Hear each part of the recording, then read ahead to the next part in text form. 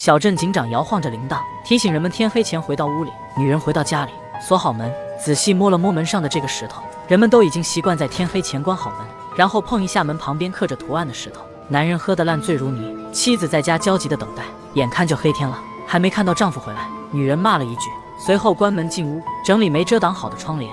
女儿在楼上准备睡觉，突然听到有人正在敲窗户。Megan, it's Grandma. Come to the window.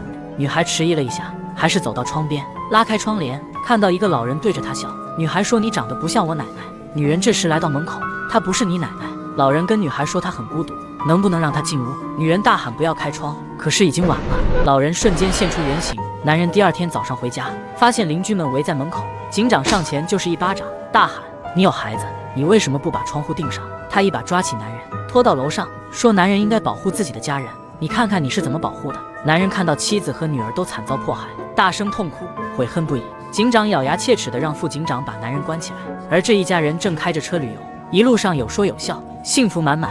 发现公路被一棵倒下的树拦住，同时周围又出现了大量的乌鸦，他们感觉很奇怪，赶紧回到车上，掉头去找其他出口。一家人开车来到小镇，看见路边所有的车辆轮胎都是坏的，他们带着疑惑继续慢慢往前走。一群人同时回头看着他们，全家人都感觉他们的行为很奇怪。男人壮着胆子下车问路，却没有一个人搭理他，直到走到这个黑人警长面前。男人询问如何上高速公路，警长却反问男人有没有带家人。男人说带了。警长愣了几秒钟，然后表情不太自然地说往前走就是。男人道谢后离开，留下表情诡异的警长。一家人继续前行，突然发现这个地方刚才好像来过。男人说不可能，女儿觉得有点害怕。男人停车向女孩问路，女孩表情凝重，没说话，快速走开。他们只好继续往前开，在讨论是不是刚才没注意，在路上转了一个弯回到这里。男人情绪有些不稳定，就在这时他们又看到了刚才的事物。女人觉得这不可能。You drove out this way.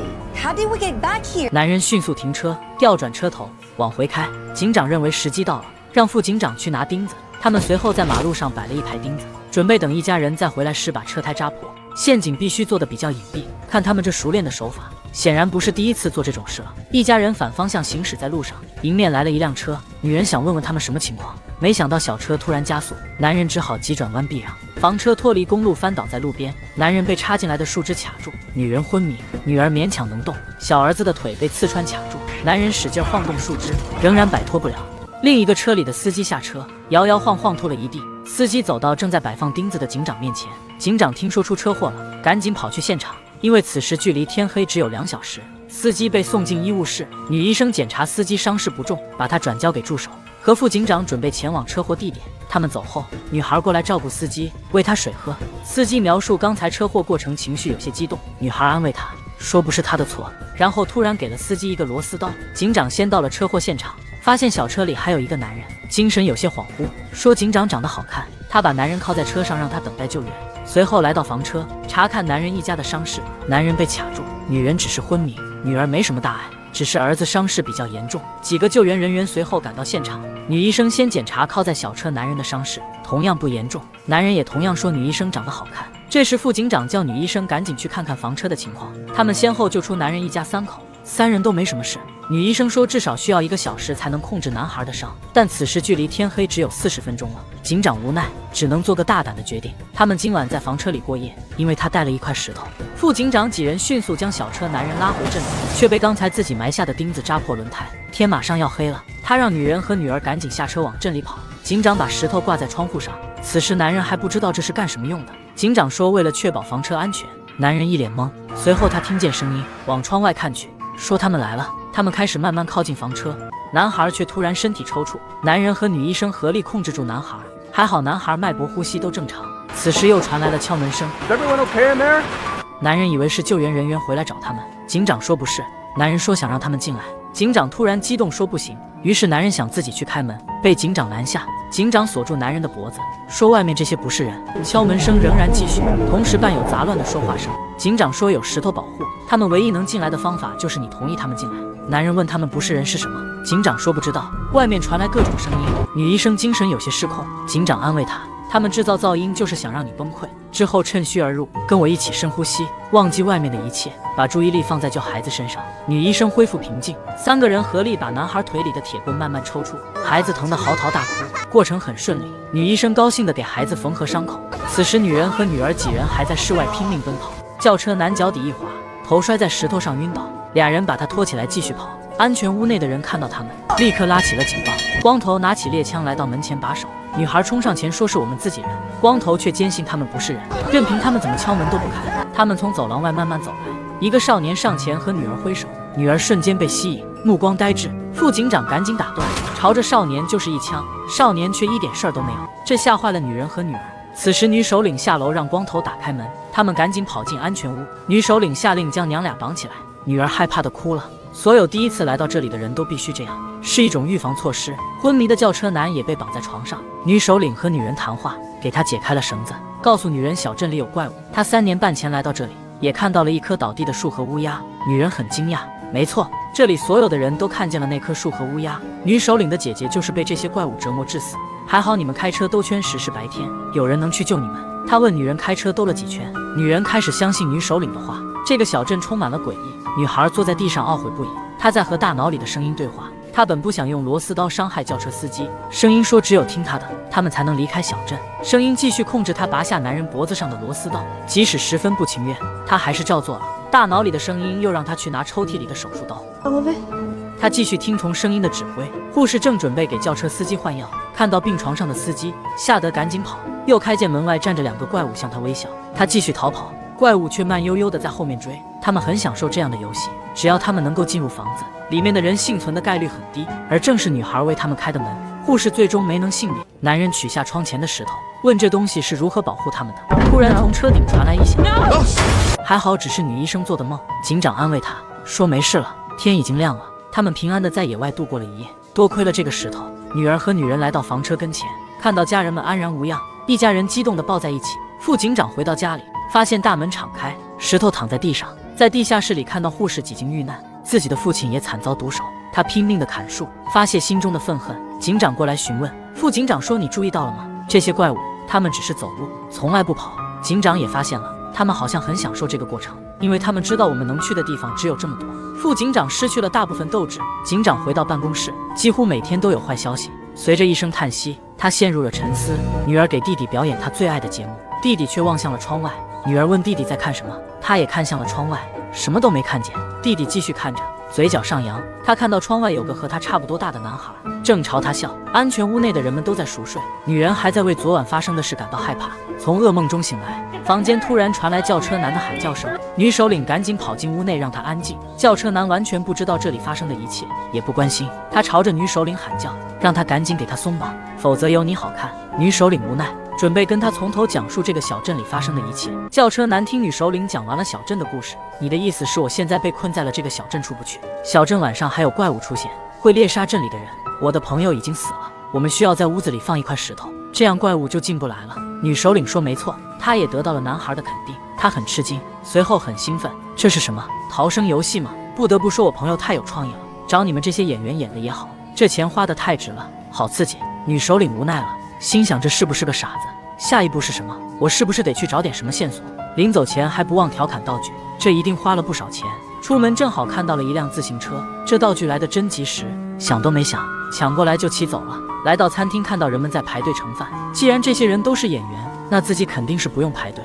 他拿起盘子就准备盛菜，老板娘立刻打了他的头，要排队啊！他说你们演得好真实啊。吃完饭他又去瞎逛找线索，来到一个地下室，打开门看到有个人被大石头压着，突然向他咆哮，他吓倒在地，仔细一看原来是幻觉，门里面什么都没有。他出来后更加兴奋了，大喊朋友是个天才，这逃生游戏设计得太刺激了。小儿子再次看到了窗外的白衣男孩，他向他挥手，对方也挥手回应。牧师把一家人叫过来，说所有新来的人都要选择住处，一个是在这个安全屋，大家抱团取暖，另一个选择是单独住在镇里的民宅。牧师带2人去镇里看民宅，他说如果你们选择单独住，就要在房门旁边放好石头护身，还要把窗户钉上。男人问为什么？因为怪物会试图说服人们给他开门，而孩子往往更容易受到影响。女人好奇地问，这些人是如何做到像什么事都没发生一样？剩下来的这些都是适应力很强的人。他们看到草地上有个小屋子挺奇怪，问是干什么用的。牧师说我们叫它小黑屋，人们在这里生活的规则是互相保护，如果有人不顾身边人的安全，由于过失导致他人发生意外时，晚上就会被关进小黑屋。男人说那里面也放了一个石头护身，对吧？牧师说没有。俩人傻了，那小黑屋被用过几次？还没用过，不过马上会用到。他们来到一所民宅，牧师说如果选择住这里会舒服很多，只要晚上门口放石头，窗户钉死，还是很安全的。男人问这里是不是有人住过？牧师说是，这原来住着一家3口，在你们来之前，家里的女人和小孩晚上被怪物害了。他们走到2楼，被屋子里的案发现场吓到了。Was a child? 牧师说是个小女孩和她妈妈，孩子父亲那天晚上喝醉了没回家，女人慌忙跑出了屋子，男人却想住这里，只要他们做好防护措施。他昨晚在车里听到那些怪物了，石头的确可以起到保护作用，我们也确实被困在这里了。警长看着小黑屋，打开门进来坐下，亲自感受一下这个屋子。他无法想象晚上在这里的情况，内心十分复杂。他无法说服自己以如此残忍的方式去惩罚被害女孩父亲。他扔给被害女孩父亲一块石头，让他去100米外的小木棚去。What are you gonna tell everybody? 警长狠狠地瞪了他一眼，生气地离开。新人一家准备做出自己的选择，选择岩石就会入住安全屋，受到女首领和众人的全力保护。如果选择鲜花，就去镇里的民宅单独住，会更自由舒适些。警长突然打断牧师说有话跟大家说，他想试图劝说大家给被害女孩父亲一个机会，可还没等说完，女孩父亲自己走来了。因为自己的过失，他失去了家人，此时已经不能用内疚、悔恨等词汇来表达自己的情感。他想念家人，感谢镇里的人们，希望他们继续团结起来，互相帮助。他非常感谢警长，但他已经失去了人世间最重要的人。他想再次见到家人们，他选择直面惩罚，为自己的过错承担责任。此时轿车男突然大叫大笑说，你们的戏太足了，剧本写得超好，我太爱了。警长气得一把将他拖过来，让他选一个。他选了石头，警长把他弄疼了，他又开始咆哮。副警长此时说要给轿车男看一样东西，带他来到草地。他看到自己的朋友躺在那里，吓傻了，原来一切是真的。此时男人选择在镇里住，女人跟随丈夫，小儿子跟随父母的选择。到了女儿，她却选择了安全屋。父母很惊讶，女首领却很高兴。警长再次跟女儿确认，女儿坚持要住安全屋，警长保证他儿子会照顾好女儿，让女人放心。天快黑了，大家各自散去。安全屋全体居民热烈欢迎女儿的加入。轿车男跟副警长回到了家里，而被害女孩的父亲准备进入小黑屋。警长锁上门，示意大家散去。已然黑天，他在小黑屋内瑟瑟发抖。警长想看外面，却有些不敢看。他们来了，一个个诡异地向他微笑，窃窃私语的声音让他崩溃。没有石头保护的小黑屋不堪一击。第二天早上，警长查看小黑屋的情况，虽然有心理准备，但还是被眼前的一幕惊住。被害女孩的父亲没能躲过怪物的袭击，他把被害女孩父亲装进手推车，用布盖好，准备拉到草地，正好被男人和小儿子看到。警长不想让孩子看到车里的东西，小儿子却问推车里装的什么。警长支支吾吾说是一些补给。他把推车拉到草地给牧师，让牧师确认把他们一家葬在一起，之后转身就要走。牧师说，你不过来帮忙吗？警长冷笑道，这不就是你想要的结果吗？不就是你认为恪守规则吗？ Feel better now? Just bring back the car when you're done. 女孩来到餐厅，看到副警长的母亲还在为失去丈夫伤心。她不知道前天是女孩为怪物开的门，才导致丈夫和护士被怪物伤害。女孩自己也十分自责。她继续在餐厅工作，看到男人和小儿子来到餐厅，她热情接待。男人问副警长的父亲就是这间餐厅老板娘的丈夫吗？女孩说是的。男人表示抱歉。老板娘抑制住自己的悲伤，为男人和小儿子端来早餐。看得出来，她很喜欢小儿子。男人说，看起来这个小镇也没那么糟糕。俩人愉快地吃早餐。女儿在安全屋醒来，被正在给她画画的男人吓了一跳。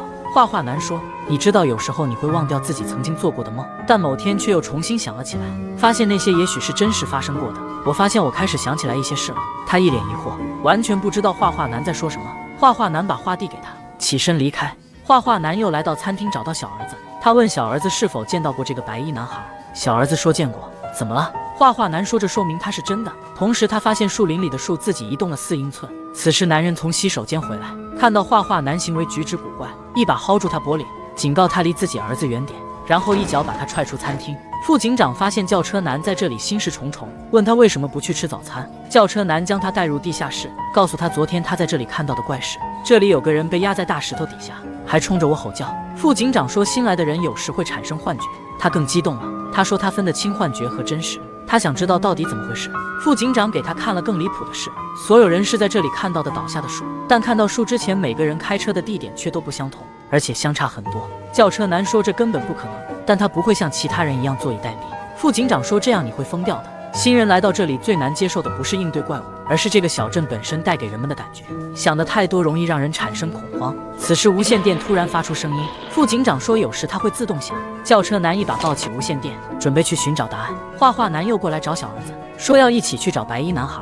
画画男已经很久没见到过白衣男孩了，他想知道为什么他现在回来了。小儿子不想去，他说白衣男孩选择了你，你必须去，而且你还不能带拐杖。随后他捡起一个树枝给小儿子，这才和我们去树林的情景比较搭配。俩人出发去树林寻找白衣男孩。警长正在修理小黑屋，牧师知道他现在很难受，他说整个小镇都指望着警长。自从警长来到小镇，他找到了防御怪物的护身符，建立了规则秩序，让小镇人们从挣扎着生存转为生活。他们保持了3个月零伤亡，但现在3天就有6人失去生命，一定是哪里出了问题。人们需要你团结大家解决困难，带领大家走出小镇。警长目光坚毅。画画男和小儿子走到树林深处，突然发现白衣少年，但转眼间又跟丢了。他们来到一个魔法树前，画画男捡起一个石头，画了一个笑脸做标记，随后扔进树洞里。会发生什么？ Could be nothing, or it could be. 果然就是那个石头。画画男说这对于人也同样适用，但问题是他传输的终点变化不定，可能很远也可能很近，或者卡在某物的中间。父母此时也发现了小儿子失踪，四处寻找，在树林里遇到了2只狼狗。画画男开枪吓跑了狗。男人虽然生气，但画画男拿着枪，随后独自离开。他回到家里寻找之前画的画，每一张画又唤醒他的碎片记忆。他逐渐区分了哪些是梦境，哪些是记忆。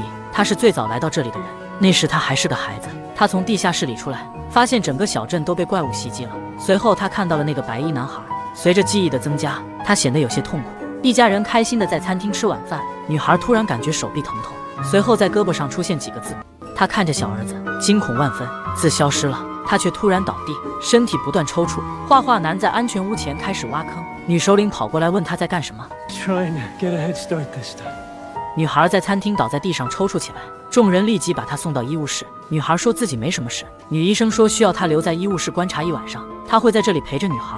女孩哥哥此时正在打理农场，听到妹妹出事了，赶紧往医务室跑。警长过来询问女医生，知道他俩要在医务室过夜，问她确定要这么做吗？毕竟之前怪物闯进了这里。女医生很勇敢，说会保护好自己。警长又回头看了看门口的石头，他问之前小男孩在车里突然抽搐，女孩也发生类似情况。这是不是和小镇有关系？女医生说，如果你半年前问我这些，我会说这里发生的事都不可能。此时她发现警长的手也在颤抖，问警长的手这样多久了，要给他做检查。警长说自己没事，转身就要离开。出门遇到女孩哥哥，女孩哥哥神情有些奇怪。警长问他是不是有什么事瞒着。 No, I'm just worried, that's all. She's my little sister. 警长没再多问，说女孩今晚要在医务室观察，让她明天早上再来。男人给妻子和小儿子每人1支笔，说要做个游戏。他们来到走廊的这面墙跟前，男人要梳理一下在这里发生的一切，说每个人都可以把自己的问题写在墙上，不管问题有多疯狂、多荒谬，然后他们通过回答这些问题，寻找他们的关联，看能否解决问题，最终找到走出小镇的方法。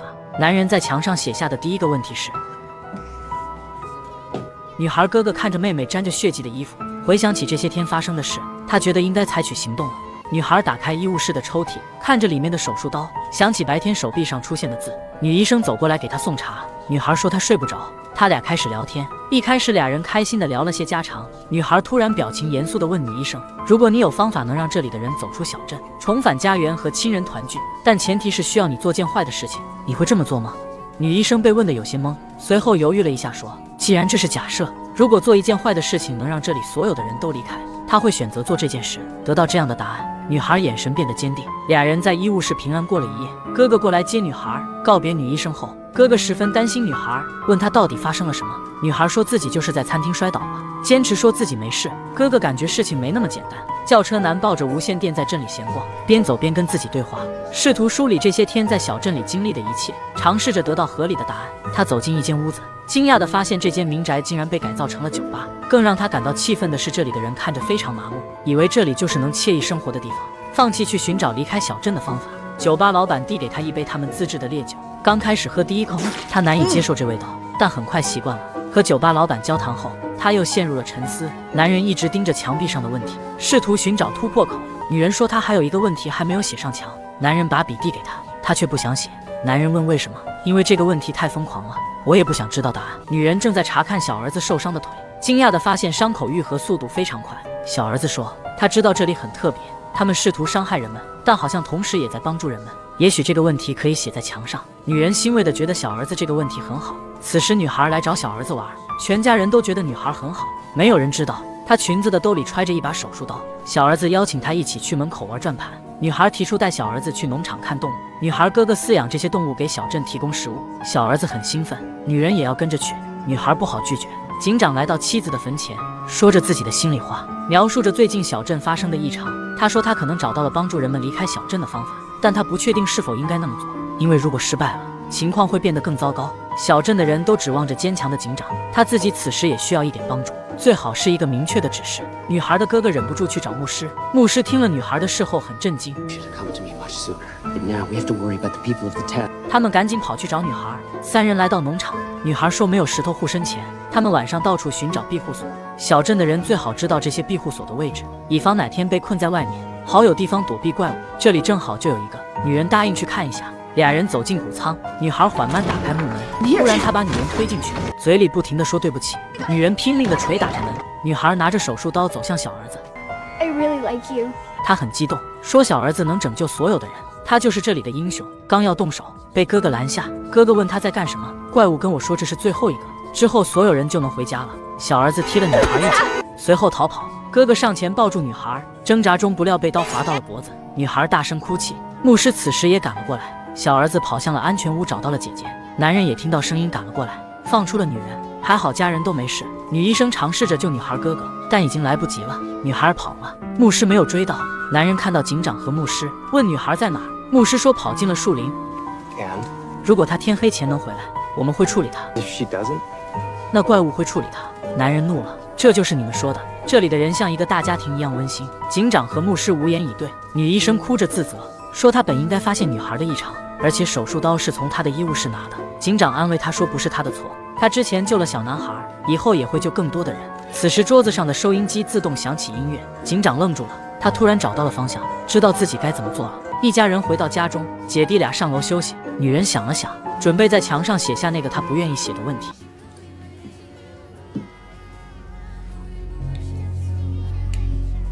女儿看了一会儿安全屋前的这几个坑，转身回屋的时候，发现门口有一束花，觉得挺好看。她高兴地带回屋内，找了一个花瓶，朋友也觉得很好看。女人开始整理之前一家人留下的物品，发现有一些手稿，便去交给牧师。但她更想向牧师确定一件事，虽然她知道这很疯狂。Are we alive? 牧师说这还重要吗？即使这里的人都不是活着的，但我们都被困在这里，都要寻找走出小镇的方法。女人也同意的点点头。她也猜到自己不是第一个问这个问题的人。牧师微笑说，如果我的回答能给你带来一丝安慰，我可以确定的告诉你，你们全家在那次车祸中活了下来，你们是真实活着的。送走女人，牧师走进地下室，点燃油灯，来到了女孩面前。他抓到了女孩，但并没有告诉其他人，因为那样女孩会被关进小黑屋。牧师之前听女孩哥哥说他能听到一些声音，他想知道这些声音来自哪里。 They wanted to help. They've been here a long time. 他们一直在等能够听见他们声音的人。他们说他们和我们一样被困住，但如果我按照他们说的去做，他们就能帮我们走出小镇。牧师问怎么做我们才能走出小镇？女孩说不知道。牧师说如果这些声音是真的，你是小镇里唯一能和他们建立联系的人，你是我们能回家的希望，但前提是你得证明你自己没有疯，这些声音是真实存在的。女孩突然手臂剧烈疼痛，她说她需要纸。 They want me to show you something. 男人跟女人说这些电线很奇怪，里面根本就没有金属导线，插头也是这样的。轿车男此时突然捧着无线电破门而入，说他有逃出小镇的方法。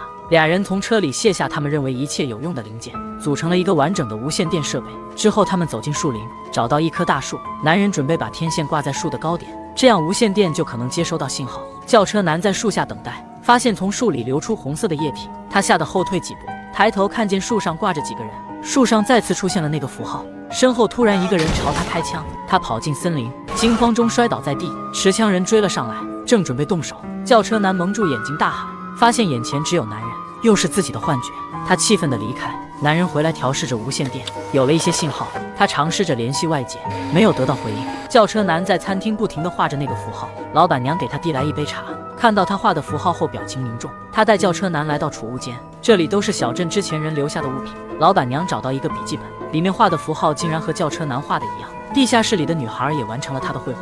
牧师看了看，问这是什么？ They said they watched you. On the day you got here, They said they watched you bury the bag. 这个就是证明他们是真实存在的证据。牧师大惊失色，他来到草地挖出那个袋子，除了一瓶酒和一件衣服，还有一盒巧克力。巧克力盒子上的画和女孩画得很吻合。牧师有些惊慌，女人捧着一个箱子来到餐厅，想把刚才在家整理的物品寄存到这里。老板娘示意娘俩跟她进来，小儿子在门口不敢进去。女人说女孩不在这，不会再伤害你了。娘俩来到储物间，女人无意间发现了一个手链，陷入了沉思。回到家里，女人对着手链发呆，小儿子发现台灯一直在闪烁。女人已经对这些奇怪的事情见怪不怪了。她说要和小儿子做个游戏，名字就叫做电视从哪里来的。她拿起一个锤子，搬走书柜，朝着插座附近狠狠地砸去。警长跟副警长说，他想到一个走出小镇的方法。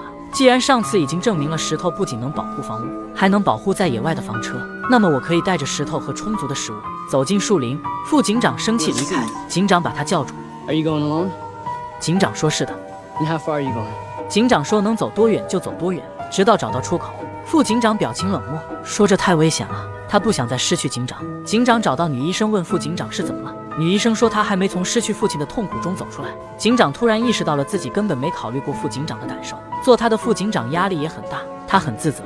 他去仓库里找到棒球和手套，打算和副警长一起玩棒球缓和关系。他说自己病了，他的父亲得过帕金森综合症，虽然遗传的概率很低，但他最近手经常不自觉发抖。他希望副警长能挑起重任，在他不在的时候能够继续保护这里的人们。但如果副警长还没做好准备，他哪儿也不去。男人回到家中，发现墙被砸坏了很多。他来到地下室问妻子在干什么，女人说她想知道电视从哪里来的，所有的电线都往地下走，这太奇怪了。男人以为他精神状态出了问题。女人问他是否记得他们第一次约会时，他送给男人的那个手链。男人说记得，大女儿出生时你在医院把手链弄丢了。男人微笑承认。女人说那个手链就在后面。男人说这个挺像我丢的那个。女人说当时他做的时候出了点状况，这个位置的记号是独一无二的，他非常确定这就是他们丢的那条手链。男人说这不可能。女人说这里不可能的事还少了，我们不会知道这手链是怎么来到这里的，但我们能找到这些电线去了哪里。男人立刻改变，准备亲自挖土寻找线的去路。安全屋内众人都在熟睡，眼镜男生怕吵醒其他人，轻轻地走到2楼，拉开了窗帘。一个女人手里捧着一束鲜花说 So beautiful. 眼镜男说很高兴你喜欢她。女人又问 When can I come inside? 眼镜男开始纠结，说会考虑。第二天，安全屋全体成员准备聚会，他们定期以这种方式让生活快乐些，让绷紧的神经得以短暂的放松。眼镜男又在安全屋门口放了一束鲜花，留给他心仪的人。又要黑天了，警长像往常一样摇铃提醒人们回家。回来后发现牧师正坐在门口等自己，说有重要的事和他谈。进屋后，牧师看到桌上的物品，问警长这是要干什么。警长把他要带着石头走进树林的计划告诉了他。他正准备告诉牧师，牧师说他也有事要告诉警长。他把袋子递给警长，让他查看里面的东西。当听到女孩被牧师绑在地下室时，警长迅速拔枪对准牧师。牧师赶紧解释说，女孩可能是他们走出小镇的关键。警长让他继续说下去。牧师说，女孩能听到一些神秘声音，那些声音说会帮助他们逃离这里。警长不太相信。牧师拿出女孩画的画作为证据，画上的图案就是袋子里巧克力盒子上的图案。警长说，这能说明什么？这是我3年前埋下的，而女孩来到这里才4、5个月，她不可能看见我埋袋子。警长说，那就是你把这事儿告诉了别人，别人又告诉了女孩。牧师说他从来没告诉过任何人，这就说明他埋袋子的时候确实有神秘人在现场看着他。女孩脑子里听到的声音就是他们发出来的。警长开始相信牧师了，问他想怎么办。牧师打算带着女孩和警长一起去树林寻找答案。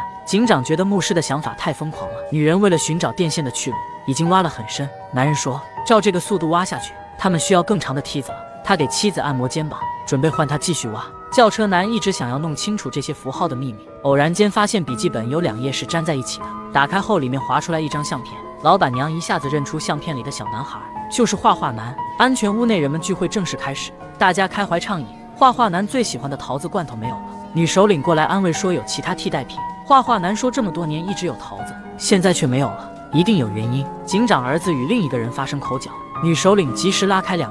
警长儿子上楼休息，胖子却得寸进尺说风凉话。女首领教训了胖子。女儿来到画画男房间，她知道画画男最早来到这里，一定知道更多小镇的信息。画画男有些心不在焉，正忙着找一些工具。眼镜男再次上楼拉开了窗帘。女人说自己要离开了。眼镜男慌了，问为什么。女人转身问 Why won't you let me in? 眼镜男说，你知道为什么？我不能那么做。 You said you liked me. 眼镜男说他一直喜欢。女人说他不能总来这，却只能站在窗外。就因为你害怕我，认为我恶心。你说你在里面感到孤独，你知道站在外面有多孤独吗？说完，女人转身准备离开，眼镜男赶紧上前制止。他说：“你能保证只有你自己进来吗？”女人说：“她保证进去后会立刻关上窗户。”眼镜男很高兴，他找来工具，拔下了窗户上的钉子。眼镜男开窗让女人进了房间，女人让他赶紧关上窗户。你看，只有我们两个。眼镜男发现女人的手竟然有温度，女人说 They would be cold. 俩人都很高兴，女人的手却变了形。随后眼镜男被咬，女人也变身了。眼镜男被害，怪物简单擦拭了一下衣服后，转身打开了窗户，窗外树叶沙沙作响，一群怪物缓慢走来。黄衣女听到房间里的笑声，上前问她在笑什么，才发现怪物已经进了房间，正冲着她笑。 Hi, Trudy. 她惊恐地问 How do you know my name? 怪物说他们知道这里所有人的名字。黄衣女没能逃脱，胖子坐在楼梯上聊天，突然感觉有不明液体滴落在手上，抬头发现怪物正在冲他们笑。安全屋警报响起，所有人惊慌失措，怪物仍然保持微笑，慢慢移动靠向猎物。女首领快速组织人们逃出安全屋。画画男听到门外的声音，意识到了怪物已经进来了，他找出事先准备好的绳子，和女孩从窗户爬出。下来后看到白衣男孩，转身走向树林。女儿说他们应该去镇里，画画男却说他们应该去树林里。女儿非常害怕，完全不理解，因为怪物就住在树林里。画画男希望他能信任他，说如果他想要再见到他家人，就得去树林。女儿跟着画画男去了树林，在女首领的组织下，逃出来的一些人上了车。警长儿子没来得及跑出安全屋，面对怪物，他砸碎了窗户，从2楼跳了下来。长发女过来搀扶，怪物越来越多，慢慢向他们走来。两人跑进安全屋，关上大门，又迅速关上客厅的小门，隔出来一个封闭空间。长发女摸着石头，希望它能起作用。果然，石头阻挡了怪物进来。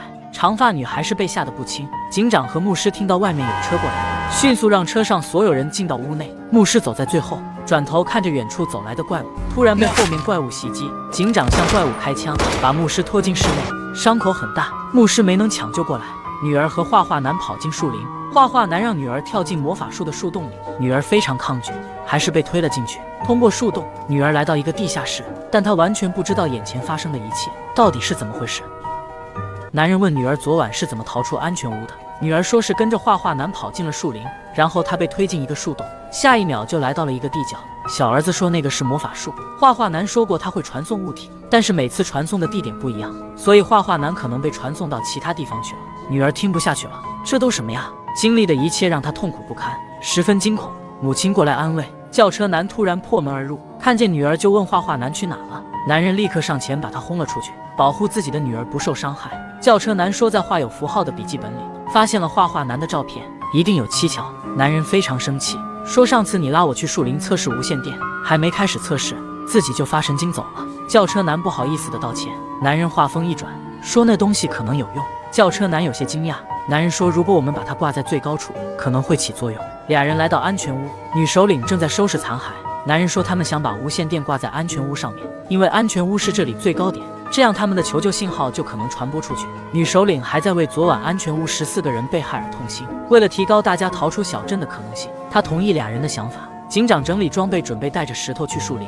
副警长进来汇报说，安全屋逃出来的人被平均分到小镇每个住户，用每家的地下室作为临时住所。他们会尽快安排人们日常起居用品，直到安全屋被修复。警长心不在焉地说挺好，让副警长处理这些就行。副警长问警长怎么了，警长还在为牧师伤心，说他们刚来到小镇时，牧师冒着生命危险救了他们全家，他必须做点什么。说着就要走，他让副警长接手自己的职责，即使副警长还没做好心理准备。副警长被他劝导了一番。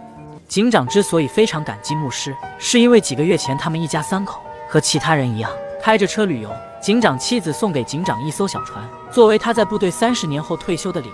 警长非常激动，突然被一棵树拦住了去路，这也是所有进小镇人们都会遇到的树。随后他们也来到了小镇，发现了这里很不寻常，车子突然被牧师拦下。此时即将天黑，牧师说没时间跟他们解释，请求他们下车跟他走。警长妻子拿起枪要继续开车，牧师仍然没有放弃，说你们可以拿枪一直对准我，只求他们能下车跟他一起走。他们还是准备开车，突然听到一声嘶吼，牧师说这就是我来不及解释的东西。警长一家半信半疑下了车，几个人躲在地下室，听到外面传来怪物破坏的声音。第二天早上，他们爬出地角，被眼前的一切惊呆了。警长与他们商量对策，大家团结起来，建立小镇的规则，整合现有资源。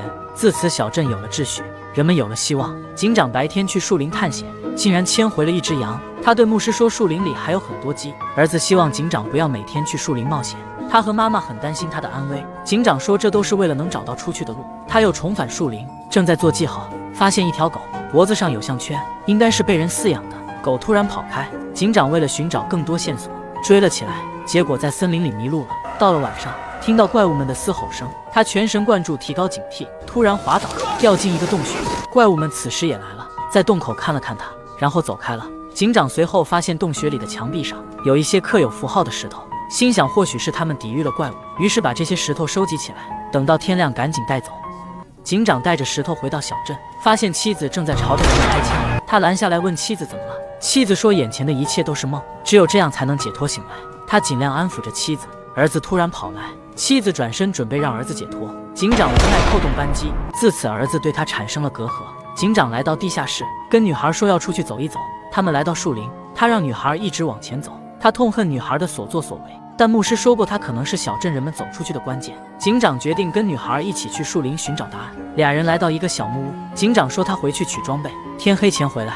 女孩说自己想帮忙，并保证不会逃走。警长儿子手臂骨折，女医生帮他接好。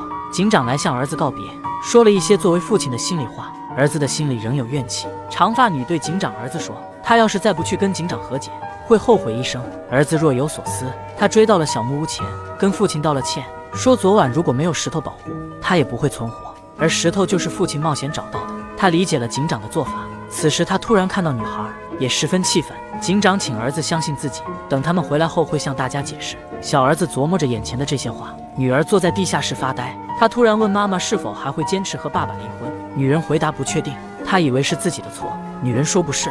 他至今还在为失去自己的另一个儿子而无法释怀，导致一家5口变为4口。就是因为他们夫妻的疏忽，导致儿子从桌子上摔下，娘俩相拥而泣。副警长在餐厅前召集大家，希望大家能团结起来。女首领建议安全屋的人们，除了要修复安全屋，最好能帮男人把无线电设备安装在安全屋最高处，这或许是他们走出小镇的关键。男人说了一些安装的细节，大家纷纷表示赞同，开始动起手来。警长带好装备和石头，抑制住对女孩的不满，和女孩一起走向树林深处。女孩问警长她怎么知道这条路的方向是对的，警长说他也不知道，完全是凭直觉。女孩说总得有点依据吧。警长有些不耐烦，说依据那个，同时指向前方。他们来到一个石头堆起来的小屋，这里就是警长之前找到石头的地方。警长之前走进树林里没到过比这还远的地方，还有2个小时天黑。警长决定今晚在这里过夜。女孩请求解开手铐，被警长拒绝。她说她要上厕所。警长说这就是为什么我把你双手铐在前面，让她别走太远。女孩瞪了他一眼，转身走开。安全屋的人们为无线电设备做准备，干了一天活，晚上收工回到小镇居住。女首领发现蓝衣男子气色不太好，蓝衣男子说自己没什么事，女首领让他好好休息一下。第2天早上，女首领被尖叫声惊醒，跑出房间发现蓝衣男子掉在卫生间，她很失落。副警长听说这件事后过来安慰女首领，女首领心情糟糕到不想说话。副警长又说他要带一些人去农场，找一些木头作为建造无线电塔的原材料。看似普通的话却激怒了女首领，说我这有的是木头。他冲下1楼，来到餐厅，拿起斧子就朝着地板砍去，说反正你们建完无线电我们就能回家了，安全屋就没有用了，这有很多木头。副警长和男人极力安抚他的情绪，宣泄情绪后的女首领努力恢复平静。他来到酒吧，老板说这是他第1次来这里。副警长跟了过来，他以为女首领是在为蓝衣男子悲伤。女首领说不是因为这个。他问副警长真的认为无线电会起作用吗？副警长说至少要试一试。女首领又问如果失败了怎么办？他愣了一下，说如果失败了就继续再试。女首领说那不行，你们给人们建立了离开这里的希望，当希望破灭后是非常可怕的。我在这里待了这么久，太清楚后果有多严重了，这也是我刚才情绪失控的原因。一家人正在研究画画难的画，小儿子说这些画组合在一起就是一个故事，我们要解开故事线才能知道下一步该怎么做，并保证自己不会害怕。看着暴力画面，女人赶紧制止，建议他们玩一个游戏，名字叫做当我回家后我会干什么。女人自己先说她会去她喜欢的餐厅，把菜单上的菜都点一遍。女儿说她会去找她好朋友。小儿子说当他回家后，他想全家人都快乐，就像他们在这里一样。他们全家之前从来没有坐在一起玩过游戏，一家人若有所思。轿车男和男人看着桌子上的电池，现在问题的关键是电力不够，这些车里拿下来的电瓶最多能用几个小时，但他们至少需要无线电工作几天甚至几个星期。男人提出将电瓶放回车里，启动车来供电。轿车男说，如果汽油用完了还没成功，他们会更被动，一定还有别的办法。他突然又想起了画画男，他很想找到画画男解决那些符号的问题。男人又讽刺他说，不管他干什么，他自己会专注于建造无线电这件事。轿车男走开，回到餐厅还在不停地说自己是个天才，一定能想到离开这里的方法，完全没发现老板娘的眼神变化。老板娘实在忍不住了。You so much complain. Complain. Stop complain. You need electric? Yeah.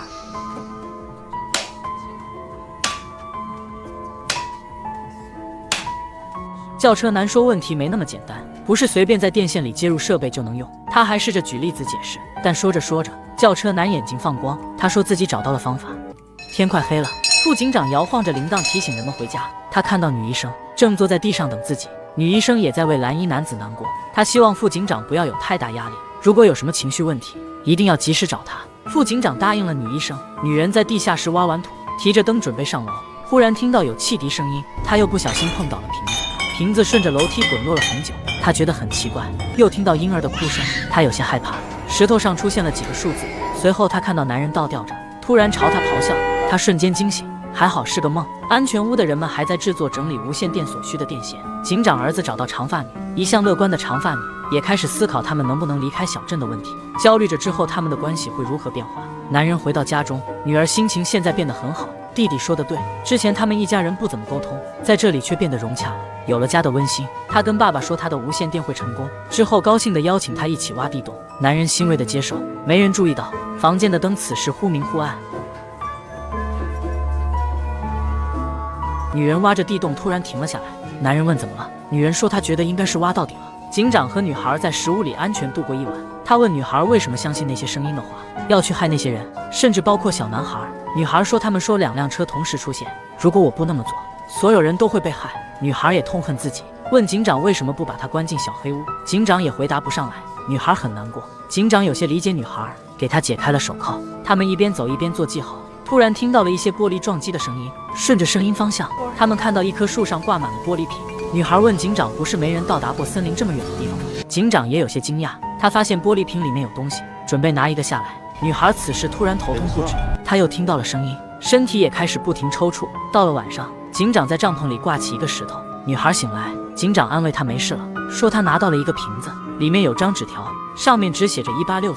女孩说他们应该回去，因为她这次听到的声音不同，是一个女人。她说她之前错了，说我们不应该来这里，这里有比怪物更可怕的东西。女孩说声音不停地说，告诉费氏和劳夫先生她错了。警长听到名字后愣了一下，此时他们听到帐篷外面有声音，随后突然帐篷开始剧烈抖动，俩人根本坐不住，眼看帐篷即将被撕裂，又突然停了下来。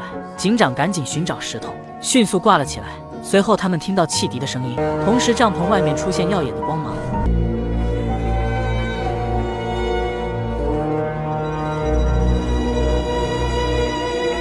警长的手又在不自觉地颤抖，虽然昨晚十分惊险，总算到了白天。女孩问警长昨天是什么东西撕扯帐篷，警长不知道。 Where do you think we are? 警长说是时候找出答案了。俩人走出帐篷，发现外面的树上挂满了蜘蛛网。姐弟俩此时正在聊天，突然听到有人敲门。轿车男大清早跑到他们家里，进门后十分兴奋地拿起一盏台灯，全家人都觉得莫名其妙。轿车男说，我们先不管电是从哪里来的，总而言之，这灯能被点亮对吧？男人一脸不屑，他又拿出一个吹风机，将另一端的电线压进灯座里，拧上灯泡，开启开关，灯泡亮了。他让女人打开吹风机，果然成功了，这样他们就能给无线电提供电力了。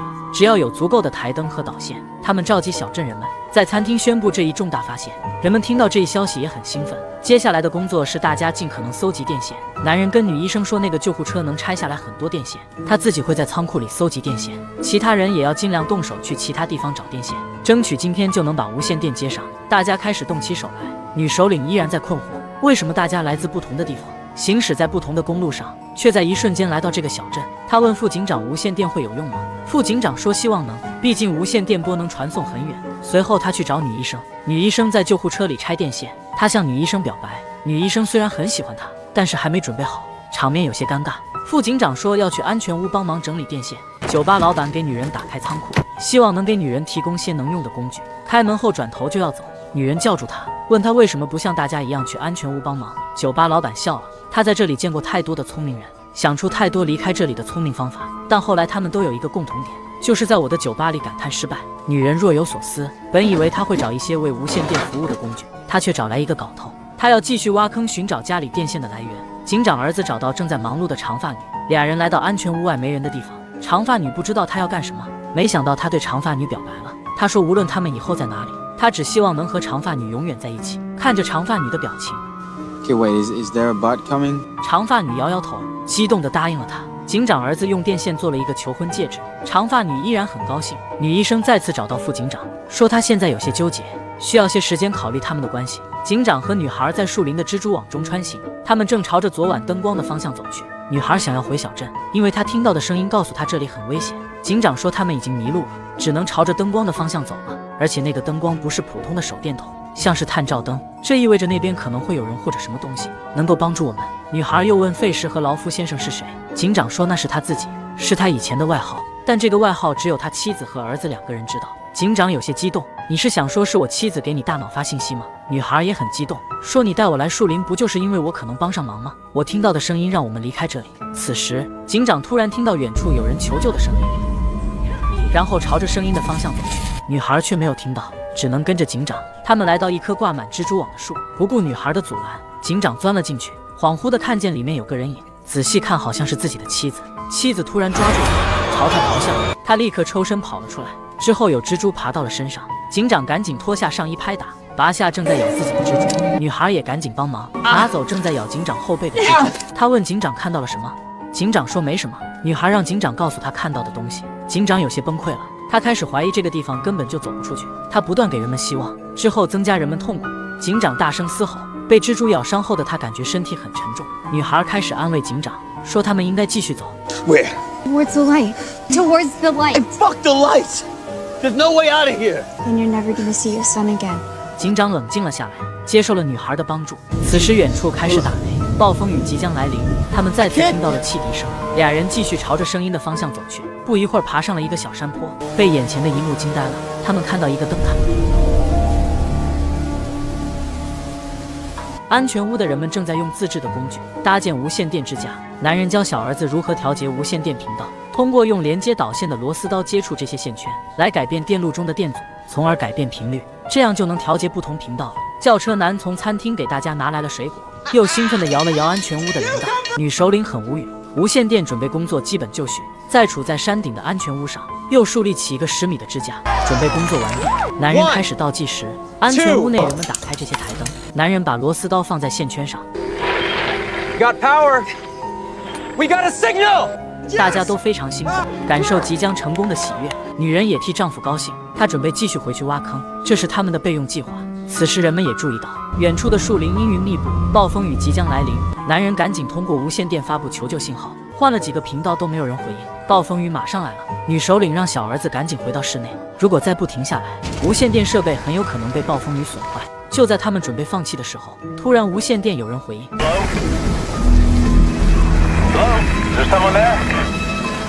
男人有些不知所措，尽快恢复冷静，问对方在哪里。没想到对方却说出了男人的名字。男人很惊讶，问对方是谁，对方却说。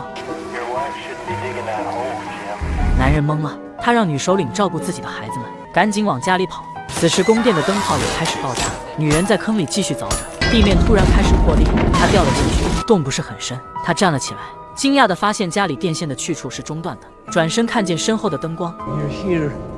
原来是画画男。他说白衣男孩说女人会来这里，让自己在这儿等他，并要拉着女人走，说这里不安全。女人完全不知道怎么回事。 This is where they sleep. 画画男说他们还在这里画画。女人看到了墙上这些看不懂的画，画画男赶紧拉着女人离开。地洞开始崩塌，男人跑回家中，看到了已经坍塌的地洞。由于蜘蛛的咬伤，警长走不动了，他让女孩先走。女孩不肯放弃警长。此时他突然听到白衣男孩的声音 You have to get inside. Over there. You'll be safe in there. 女孩拉着警长朝魔法树走去，说钻进树洞就安全了。她让警长先进去，警长半信半疑。进去后发现自己被困在一个狭小的石洞，警长大声呼喊着，餐厅里的收音机自动响起轻松的音乐。